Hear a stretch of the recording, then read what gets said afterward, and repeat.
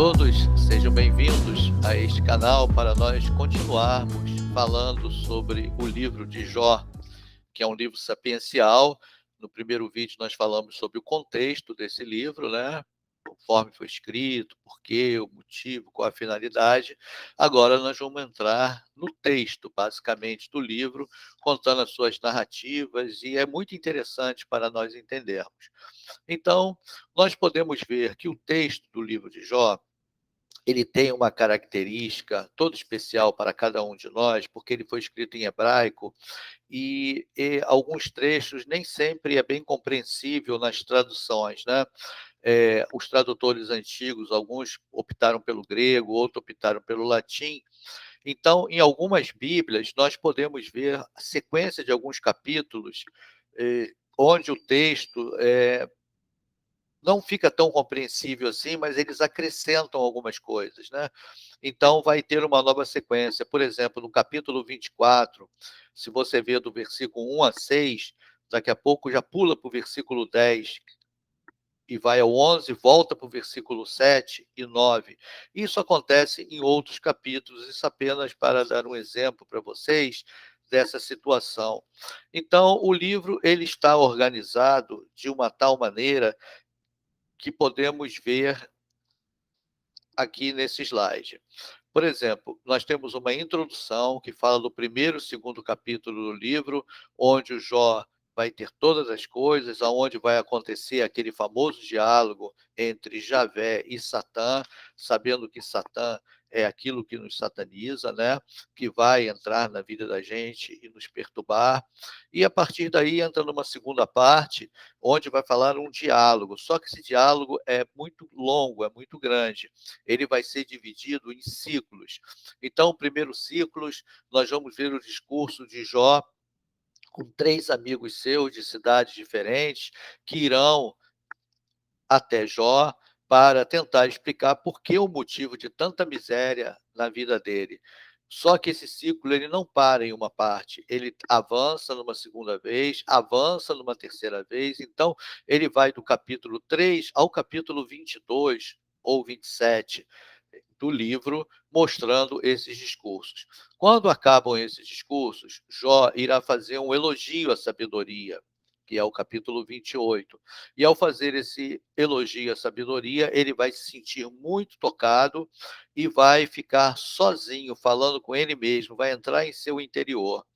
E depois disso vai aparecer um estranho, uma figura chamada Eliú, que vai entrar na conversa, nós veremos à frente, e depois vai haver o discurso de Javé, que vai ter o confronto entre Javé e Jó, onde vão dialogar e vão se entender, para no final termos uma conclusão, onde o Jó recuperará tudo aquilo que ele perdeu e de forma em dobro, graças à misericórdia desse Deus. Então, voltando aqui ao caminho da introdução, nós podemos mostrar como Jó ele vai passar da abundância, da riqueza e da vida saudável a ser uma pedra de tudo, a miséria, o sofrimento. Quer dizer, a vida do Jó, ele tinha casas, bens, animais, tinha muita riqueza, de repente ele perde tudo, perde os filhos, perde a mulher, e vai perdendo tudo, tudo, tudo vai ficando, e o corpo dele fica todo cheio de chagas, ele fica doente, caindo, ruminando. Então, ambas as situações, ele continuou o mesmo. Isso é que é interessante. Ele vai ser a mesma pessoa com os seus bens e vai ser a mesma pessoa sem os bens. Então, é interessante notarmos que na abundância, ele vai se preocupar com as possíveis falas dos seus filhos contra Deus. Quer dizer, o que falta aos filhos contra Deus, os erros, os pecados, quando faziam bobagens.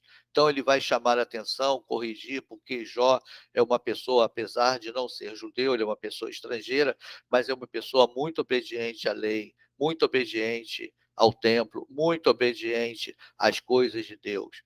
Agora, quando Jó está no sofrimento e abandono, está só, ele vai repreender a esposa, que irá aconselhá-lo a amaldiçoar a Deus, porque a esposa começa a achar que foi Deus que o levou àquela situação.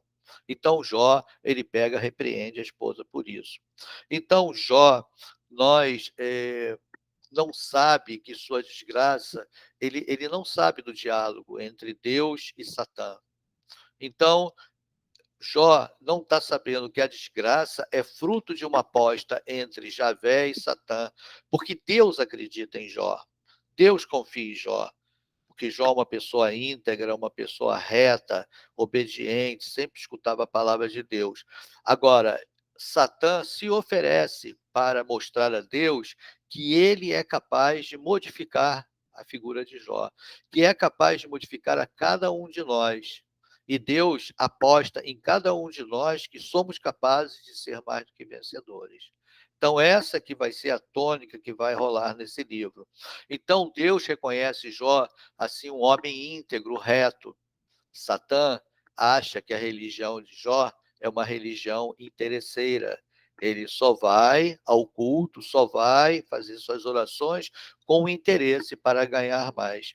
Então Javé aceita a aposta. E Satã vai provocando em Jó todo tipo de desgraça. Tira a esposa, tira os filhos, tira a casa, tira os bens, tira tudo, os animais, a fazenda. Jó está na rua, Jó está todo enxagado. Então, somente a esposa não concorda com a atitude de Jó, ela reprime. E nisso vão surgir três amigos que irão consolá-lo, mas são importunos essas pessoas. Só vão aumentar o sofrimento. Então, são tipo de amigos que nós não gostaríamos que tivessem nos visitando no hospital, se estivéssemos numa situação ruim. Mas ao invés de eles quererem inocentar Deus, né, eles vão querer culpar o Jó, quer dizer, eles inocentam. Deus não tem culpa de nada, mas Jó, você é o culpado de tudo isso que está acontecendo. Então, vamos acompanhar agora esses diálogos para entendermos bem a tônica que corre entre essas conversas. Então, chegamos na segunda parte do livro, onde vamos ver agora os diálogos, né? Então, o primeiro ciclo de discursos, Jó e seus três amigos, que vai tomar conta do capítulo 3 ao capítulo 14 do livro. Então, Jó vai começar a sua fala, não amaldiçoa Deus, mas ele vai amaldiçoar o dia do seu nascimento, porque ele vai começar a ficar chateado. Então, ele vai dizer no capítulo 3 o seguinte: pereça o dia em que nasci, e a noite em que eu disse, foi concebido esse homem. Então ele começa a negar contra a sua própria concepção, o seu nascimento. Deseja que esse dia não exista e que deveria ser abortado. Olha que situação chega a Jó. Ele começa a ficar preocupado de ver tudo aquilo acontecendo em torno dele. Então ele deseja que a noite em que foi concebido seja uma noite estéril, pois a sua vida agora é só choros e é só tormentos. Então, o primeiro a intervir vai ser Elifaz de Temã. Ele vai utilizar em Jó capítulo 4 e capítulo 5. Ele vai começar a lembrar de como era Jó, que fortalecia os fracos e animava os abatidos. Agora é sua vez. Você deve confiar em Deus, diz ele. Diz que Jó está colhendo o que semeou. Olha o que ele faz, vai falar em 5,17. Feliz o homem a quem Deus corrige. Por isso, não recuses a lição do Onipotente. Querendo dizer a Jó que a felicidade está em Deus. Era uma busca que esse amigo trazia para ele. Jó, no sentido contrário, irá responder. Aí ele faz, nos capítulos 6 e 7 desse diálogo, vai pedir a Deus que o mate. Então Jó começa a escutar o amigo e vai dizer o seguinte para ele: ó, se me acontecesse o que desejo, e Deus me concede o que espero. Então ele começa a se desesperar, começa a se aborrecer com os seus amigos. Ele vai dizer no versículo 14: quem deixa de compadecer-se do aflito abandonou o temor do Onipotente. Então, este é o diálogo que rola nesse primeiro ciclo de discurso entre eles. vai dizer que a falta de solidariedade aos amigos e que nele não há falsidade. Então Jó começa a sentir que os amigos estão sendo importunos com ele. Era uma cultura da época dizer que Deus, o Senhor, percorria o mundo pela manhã para abastecê-lo do necessário. Jó, ele vai retorcer esta afirmação e vai dizer que Deus o inspeciona pela manhã e não me deixa respirar.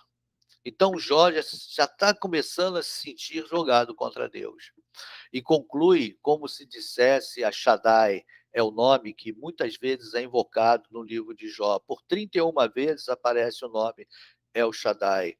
Então, Jó vai dizer em 7:21, por que não perdoais meu pecado e não cancelais a minha iniquidade? Porque em breve estarei deitado no pó, vós que me buscareis, e eu já não existirei. Então Jó, diante de Deus, ele faz esse desabafo. Então, dentro desse primeiro ciclo de diálogo, vai aparecer um outro amigo, Baldade de Suás, que está no capítulo 8, né? Ele, espantado com as palavras venenosas de Jó, ele vai perguntar se é possível Deus acabar com a justiça e com o direito. Então, vai dizer que a culpa de tudo são os pecados dos filhos. Por isso, você, Jó, está pagando. Esse era um recurso muito do Antigo Testamento. Se você está em Deus, você tem a bênção. Se você não está em Deus, está com a idolatria, você está na maldição. É a tônica do Antigo Testamento. Então, diz que Jó, ele tem saída, desde que você peça perdão a Deus. Então, olha o que Baldade vai dizer para ele no versículo 21. Encherá de novo a tua boca de sorrisos e teus lábios de cantos de alegrias. Então, ele diz que Deus não subverte o direito.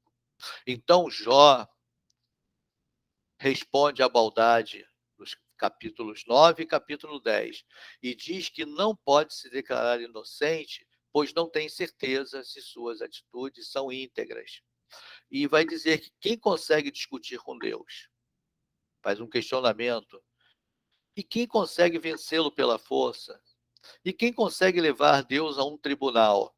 E aí Jó desabafa no capítulo 9, 21, 22, dizendo, eu sou inocente, nem mesmo eu sei, eu detesto minha vida, para mim é tudo a mesma coisa. Por isso eu digo, ele extermina o inocente e o culpado, dizendo que é inútil lutar contra Deus. Então, ele deseja um árbitro entre ele e Deus. É contratar um advogado, né? Para falar o que pensa, sem medo. E aí ele conclui no capítulo 10, dizendo o seguinte: deixai-me, de modo que eu possa respirar um pouco, antes que eu me vá, sem retorno, para o país das trevas e da sombra da morte, terra escura como noite profunda, onde reinam a sombra da morte e a desordem, onde a luz é como trevas. Questionando, por que me fazes sofrer, ó Deus? Então, vem agora, nesse primeiro ciclo, seu último amigo, que vai falar com ele, chamado Sofar de Naamate. Está no capítulo 11 de Jó. Então ele vai apelar à sabedoria de Deus, pois ele sabe que Deus pode revelar tudo o que falta em Jó, já que ninguém pode sondar as suas profundezas. Só Deus pode ver tudo. Jó, peça perdão a Deus por tudo, diz Sofar. Jó responde a Sofar do capítulo 12 a 14. 3 capítulos ele responde. Ele vai ironizar os 3 amigos e vai dizer que a sabedoria de Deus se manifesta em seu poder destruidor. Então ele pede a Deus 2 coisas: que tire a sua mão de Jó e que não o apavore com o seu terror, e assim possam falar ambos frente a frente. E assim Jó termina esse ciclo dizendo no capítulo 14, 13 a 17: ó, se quisesse esconder-me no abismo, ocultar-me até que passe vossa ira, fixar-me um prazo e depois lembrar-vos de mim, se o homem que morre pudesse reviver, eu esperaria todos os dias de minha luta até acabar meu turno.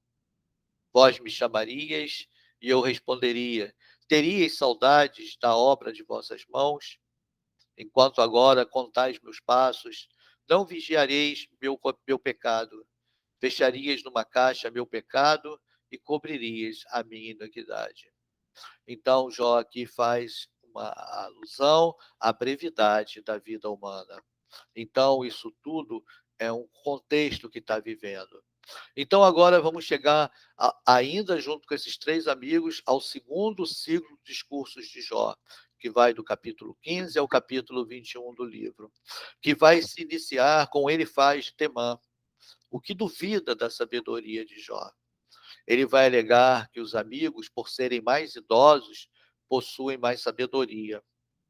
Então vão acusar Jó da falta de religião e de ser o culpado de tudo o que está acontecendo. Então nós podemos ver no capítulo 15, ele dizer: o que é o homem para considerar-se puro e o que nasce de mulher para julgar justo? Se nem mesmo em seus santos Deus confia, e os céus não são puros a seus olhos, quanto menos este ser abominável e corrupto, o homem, que bebe iniquidade como água. Então, Jó se sente, já se condena por suas palavras, né? Jó começa a se condenar. Então, Jó 16 e 17, nos capítulos 16 e 17, ele vai responder aos amigos conforme o seguinte: contudo, não há violência em minhas mãos, e pura tem sido a minha oração, porque Jó ainda tem esperança. Então ele rebate os amigos, né? Então, essa caminhada, o pedido é muito forte na cultura daquela época. Todo o sangue derramado devia ser coberto com terra para abafar o seu clamor. Nós vimos isso quando estudamos lá no livro do Pentateuco, a história do assassinato de Abel por Caim, que ele faz questão de cobrir o corpo para que abafasse o clamor e o sangue não fosse derramado. Então, o sangue de Jó não é coberto por terra, porque ele está todo cheio de feridas pelo corpo, o sangue escorre, provoca clamor por justiça, e o vingador deverá intervir para fazer justiça. Então, Baldade de Soares entra no diálogo, faz uma reflexão sobre o caminho do injusto, que irá encontrar o que merece. Então, vai falar em Jó, capítulo 18, o seguinte: esta é a sorte do iníquo, este é o paradeiro de quem desconhece a Deus. Falando que Jó está tendo essa vida infeliz porque ele é um ímpio. Então Jó se queixa da palavra do amigo e responde em Jó 19: afastou de mim meus irmãos e meus conhecidos, se tornaram estranhos para mim. Os parentes desapareceram e meus amigos íntimos me esqueceram. Jó está abandonado. Os moradores da minha casa e minhas criadas me tratam como estranho. Eu sou um estrangeiro aos seus olhos. Eu chamo meu servo e ele não responde. Eu tenho que suplicar-lhe com minha boca. Meu hálito é repugnante para minha esposa e provoco nojo aos filhos de minha mãe. Até os moleques me desprezam. Se tento levantar-me, zombam de mim. Por que me perseguis como faz Deus e nunca vos saciais de minha carne? Então, Jó, apesar de tudo isso, ele ainda tem esperança na aprovação. Então, este segundo turno vai se encerrar com as palavras de Jó, que vai desmentir os argumentos dos amigos. Jó questiona.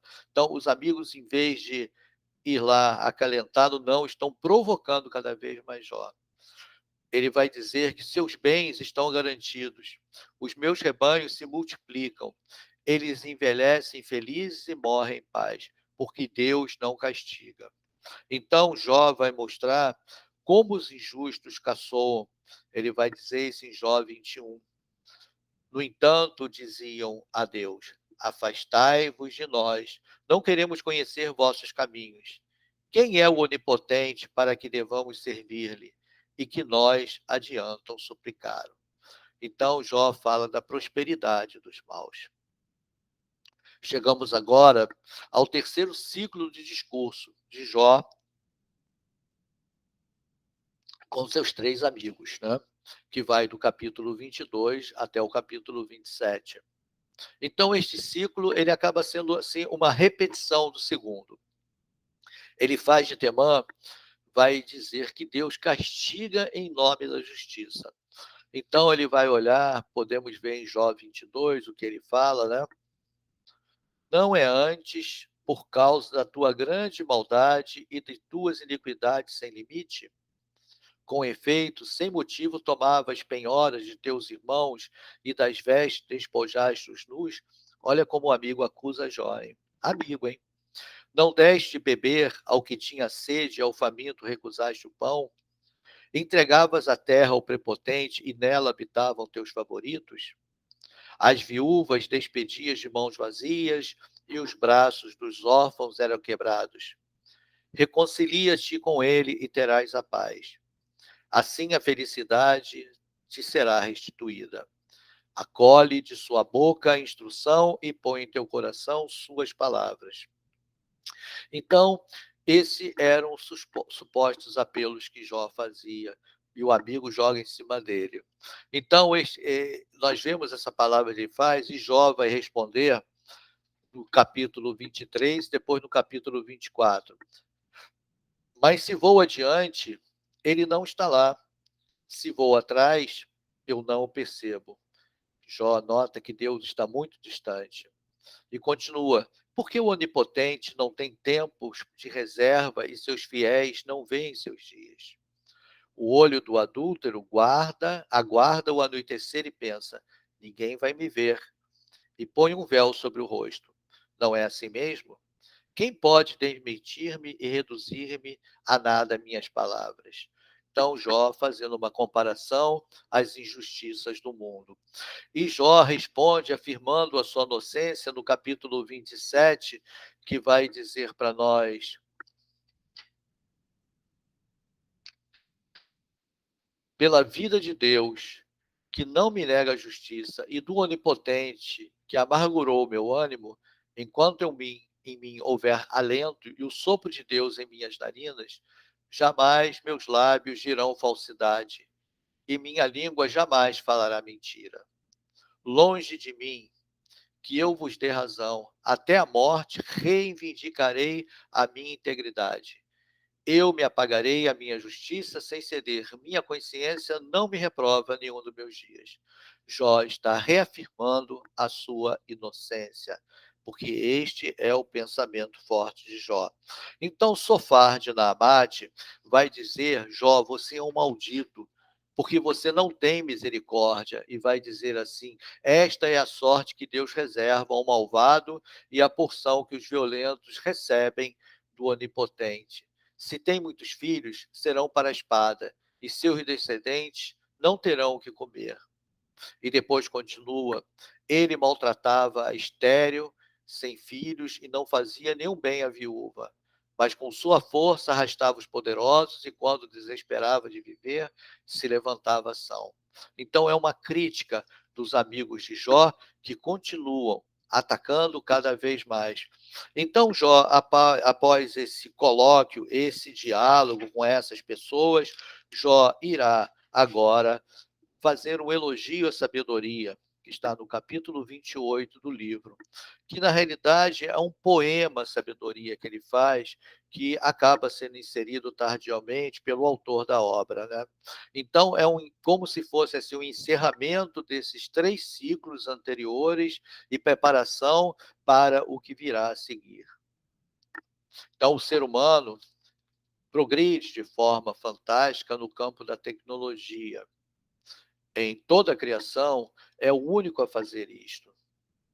E o homem desentranha o ouro da terra, ele garimpa pedras preciosas, da terra extrai os metais. Então, o homem ele é capaz de procurar petróleo em alto mar, avançar a águas profundas de 3.400 metros de profundidade para descobrir petróleo lá em alto mar para trazer para a gente. É muita tecnologia e nós estamos vendo essa tecnologia nos envolvendo, mas aí a gente pergunta tudo isso, a dificuldade que nós temos, que nós precisamos, às vezes, usar nossos aplicativos, usar nossos celulares para resolver problemas e nos deparamos, às vezes, por falta de tato, falta de conhecimento, ou às vezes um péssimo atendimento do outro lado. Então, tudo isso vem a pergunta: isso tudo, essa tecnologia, é sabedoria? Fica um ponto para a gente pensar. Então, a sabedoria bíblica, ela supõe duas características fundamentais que está por trás de todo esse caminho e caminhar de Jó. Primeiro é temer a Deus e segundo é afastar-se do mal. Não adianta eu ir à igreja, dizer sim, Senhor, participar de todas as missas, rezar o terço todos os dias, fazer tudo o que eu tenho que fazer, os meus preceitos, mas se eu não trato bem ao meu irmão, se dentro da minha casa eu não trato bem a minha esposa, se dentro da minha casa eu não trato bem meus filhos, se no meu trabalho eu não trato bem meus colegas de trabalho. Então, se eu digo sim a Deus, como contrapartida a esse sim, eu tenho que dizer não ao pecado. É o que São Paulo vai falar mais na frente da justificação. Não adianta dizer sim, Senhor, sim, Senhor. Eu tenho que dizer não ao pecado. Dizer sim a Deus é muito fácil, mas dizer não ao pecado, a hora que o pecado toca, é uma força que nós precisamos fazer essa experiência e que Jó está fazendo essa experiência.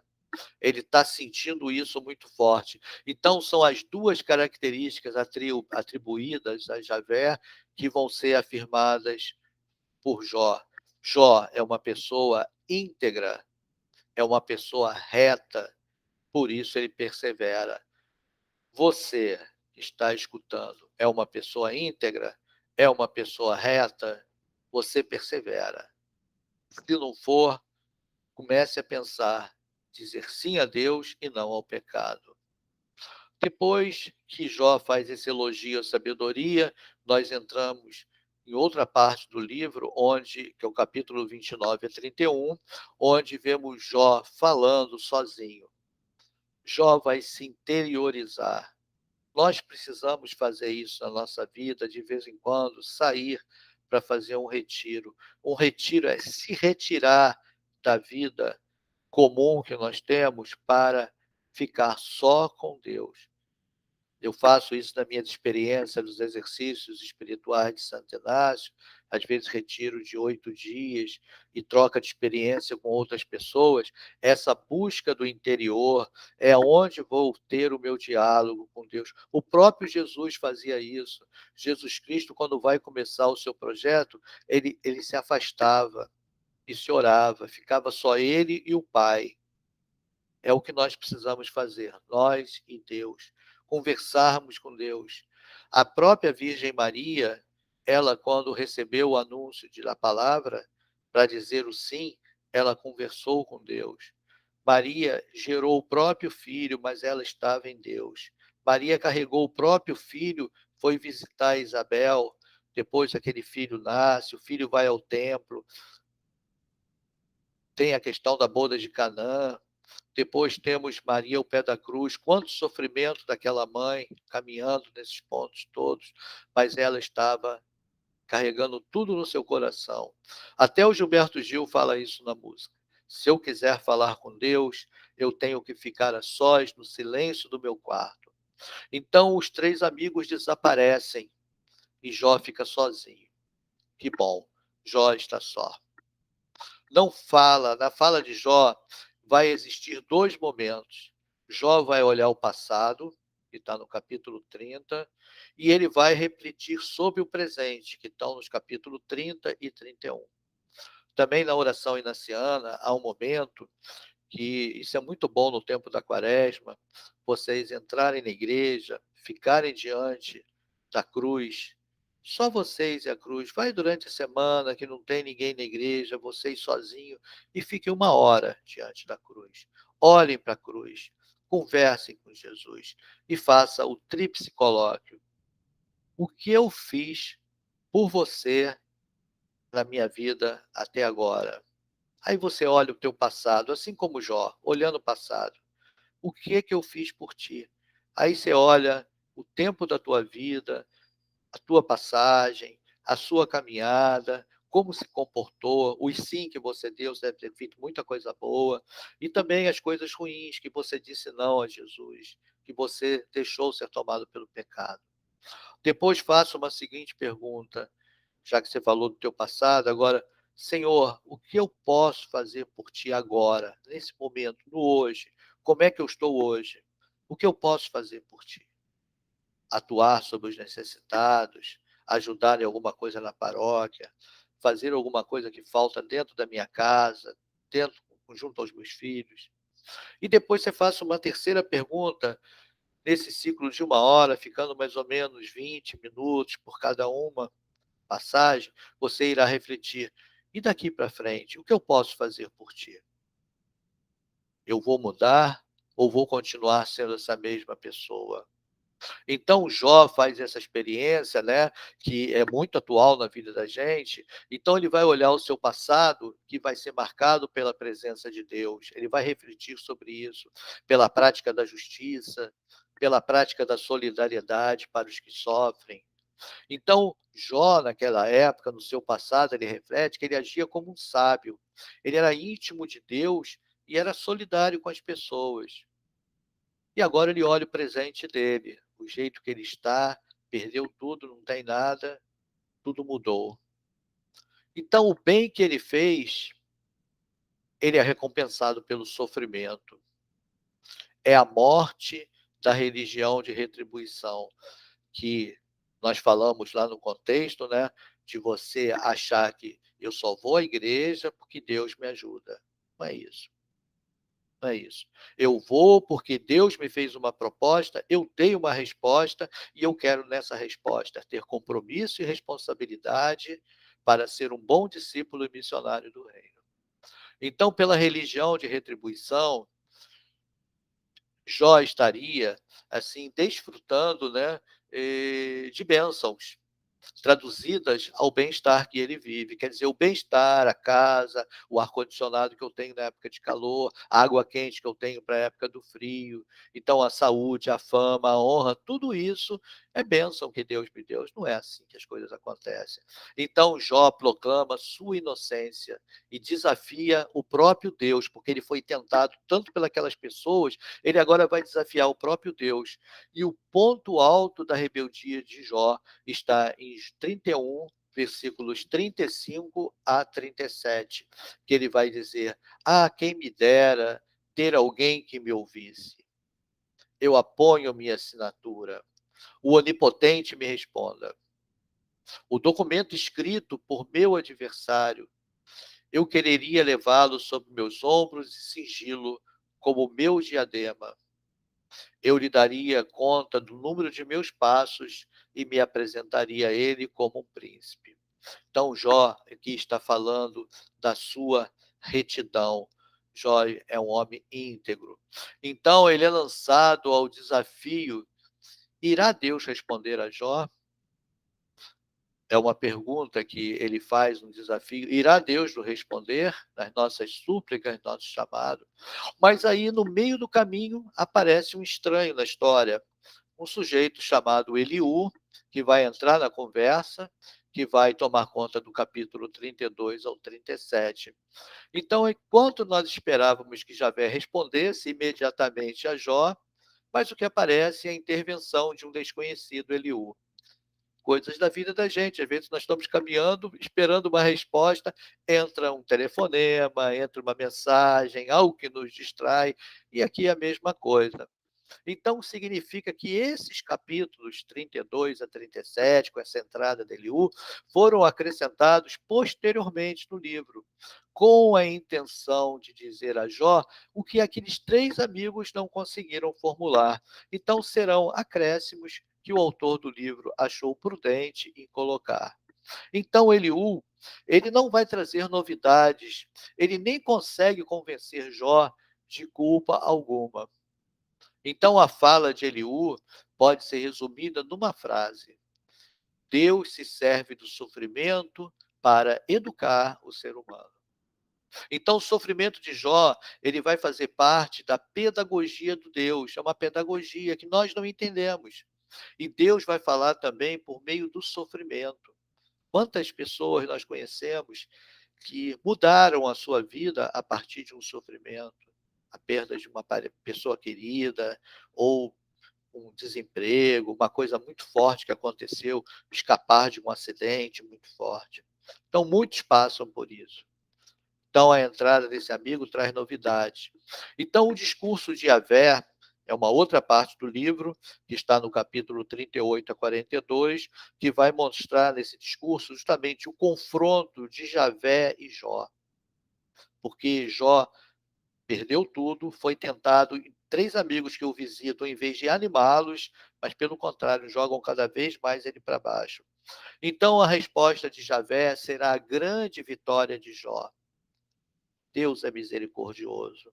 Deus não responde diretamente, mas faz perguntas. Deus é um perguntador. Deus nos pergunta, Deus nos questiona, faz-nos perguntas que deixa Jó transtornado e nós também ficamos transtornados. Javé não acusa Jó por faltas graves. Ele não é acusado por isso, né? Então, o erro de Jó foi pretender de forma arrogante enclausurar Deus em seus pensamentos e raciocínios humanos. Nós também muitas vezes fazemos isso, queremos fazer pré-julgamentos de pessoas, adivinhar o erro das pessoas, comentar das pessoas. A gente vai na igreja, às vezes não está nem olhando na missa, mas está prestando atenção nas outras pessoas. Porque esse é o grande erro, é essa arrogância. Então, ao final do primeiro discurso de Javé, que vai dos capítulos 38 a 39, ele vai falar da sabedoria divina escondida na criação do mundo. Então, basta um olhar para a gente ver a encíclica do Papa Francisco, Laudato Si. Olhar a criação do mundo escondida nessa sabedoria de Deus. Tudo está interligado.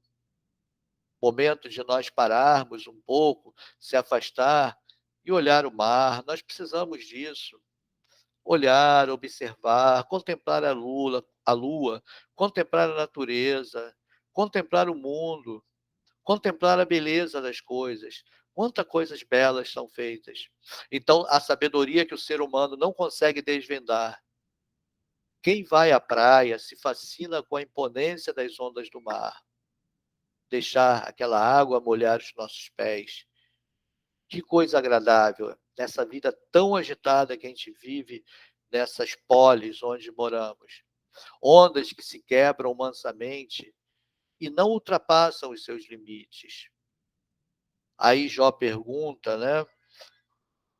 Quem tem o poder de estabelecer um limite às ondas impetuosas? Então Jó irá declarar no capítulo 40: Eu sou bem mesquinho. Que vos posso responder? Eu ponho a mão sobre a minha boca, falei uma vez, mas não replicarei. Falei 2 vezes, mas não continuarei. Então Jó dá uma resposta humilde. Jó se sente tremendamente arrependido de tudo aquilo que falou contra Deus. Então, ao final desse segundo discurso de Javé, capítulo 40 e 41, vai mostrar um Deus vencedor das forças do mal, representadas por Beemor, Leviatã, que isso traz muito da cultura daquela época, principalmente dos povos próximos, que tem a cultura do elefante, o búfalo, o crocodilo, que eram os monstros do caos primitivos. Então, isso era bem comum naquele antigo. E, por fim, temos a derradeira declaração de Jó, no capítulo 42, que vai nos dizer: Eu compreendo que podeis tudo e que coisa alguma para vós é impossível. Olha a humildade de Jó, né? Para Deus nada é impossível. A solução que eu não tenho, que você não tem, que ninguém tem, só Deus tem. Quem é esse que, sem saber nada, denigre a providência? É verdade, eu falei sobre o que eu não entendia, maravilhas que me ultrapassam e que eu ignorava. Escuta-me e deixa-me falar. Eu te interrogarei e tu me instruirás. Eu vos conhecia só por ouvir dizer, mas agora meus olhos os veem. Por isso me retrato e me arrependo sobre pó e sobre a cinza. Jó se retrata com suas palavras. Então a gente vê esse entendimento. Jó sofre, Jó tem um encontro com os amigos, Jó fica só, Jó reflete, e ao refletir, ele trazer para o seu íntimo, para a sua oração íntima, ele vai refletir sobre a tua vida e vai fazer essa conclusão: eu não sou nada. Então, nós temos a conclusão do livro, no capítulo 42. Esta conclusão, ela acaba se unindo à introdução, nós já falamos no contexto, né? Que é o capítulo 1 e 2, ambas são prosa e fazem parte desta lenda primitiva. Então, nós vemos aqui que Javé irá repreender os três amigos e vai inocentar Jó. Deus é justo. Jó nada falou de errado contra Deus. Nada falou. Mas os três amigos, sim. É um golpe fatal na religião de retribuição que tanto falamos, que tanto eles fizeram, que tanto eles provocaram Jó. Então, fujamos dessa religião de retribuição, mas façamos uma aliança com Deus. Então, Jó intercede junto a Deus para pedir perdão aos seus amigos. Olha que beleza. Jó, depois de tudo isso, ele vai, junto a essa aliança que ele tem em Deus, sentir misericórdia pelos amigos. E vai mostrar o final da felicidade de Jó. Acaba o livro com tudo que ele tem foi duplicado. Os bens, a família, a saúde. Tudo que Jó perdeu, ele agora ganhou em dobro. Então, para ver como Deus é misericordioso na nossa vida. Se perguntarmos qual o objetivo hoje desse livro de Jó na vida da gente, podemos dizer que é ensinar sobre a conduta do ser humano quando somos atingidos pela dor, pela miséria, pelo sofrimento. Aprendermos a ter esse julgamento. Então, a paciência de Jó, ela dura só no capítulo 1º, 2º e no último. Se nós lermos a Bíblia, do livro de Jó, o capítulo 1º, 2º e o último, nós vamos entender, Jó era uma pessoa paciente. Mas se nós vermos o contexto dos capítulos 3 ao 42, Jó não é uma pessoa paciente. Então, sobre a conduta, o objetivo é ensinar como nos devemos conduzir sobre o mal na vida da gente. E qual a mensagem que ele passa, que o livro passa para a gente hoje? Passa uma mensagem de religiosidade de Jó, que ele é um homem íntegro, um homem reto. Quer dizer que se nós queremos ter essa religiosidade, deveremos ser íntegros e retos. Cada um olha a sua conduta. Que fiz, que faço, que farei. Também, uma outra mensagem que o livro passa, que Jó é apenas um servo. Então, tudo isso vai sintetizar a vida de Jó. Ele é um servo, ele não quer procurar ser rei, ele não quer procurar tronos, regalias. Nós vemos também na mensagem o teocentrismo que se destaca, tudo gira em torno de Deus, tanto na prosperidade quanto na desgraça. A nossa vida está toda em torno de Deus. Eu vim do pó e ao pó voltarei. Tudo gira em torno de Deus. Se eu estou bem ou se eu estou mal, Deus é que é o dono de tudo. E o livro nos passa uma mensagem de um sofrimento educador, que é a transcendência divina e a fragilidade humana.